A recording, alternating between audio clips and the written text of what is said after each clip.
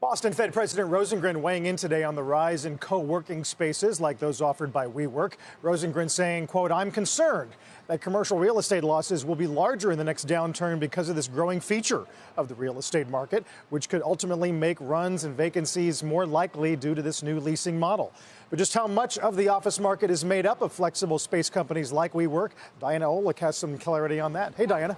Hey, Carl. Yeah, co-working is the biggest growth sector in the office space, but it's still a very tiny segment. Flexible office space grew by 34% for the year ending Q2 2019, but it accounts for just under 2% of total U.S. office inventory. Compare that to a 6% share in London and Shanghai.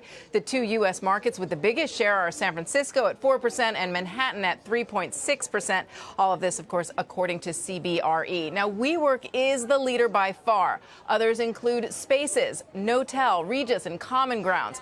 Traditional leases are still most prevalent, but partnership agreements are getting more popular. A recession would slow demand for all office space, but big flex operators could renegotiate leases and partnership agreements. Back to you guys.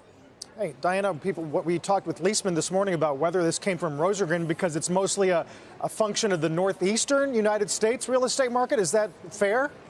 Well, no, I mean, look, we see a lot of it in San Francisco. WeWork is everywhere at this point. You're going to get a big hit if you do have a recession. But remember, recessions affect office space all the time because you lose jobs in a recession, and it just means less office demand. So it's really across the board. And, you know, I think it's going to affect the markets that are bigger markets that would have more of this flexible office space, but it's really across the board.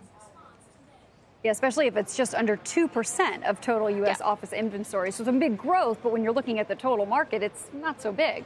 No, not so big at all. And I mean, we get kind of obsessed with WeWork because it's new, it's so interesting, it's a little controversial, we know, and all that. But really, it is a very tiny segment of office. And you have to look at how office has been surviving through this change in the way we work and teleworking and all that. That's a much bigger deal.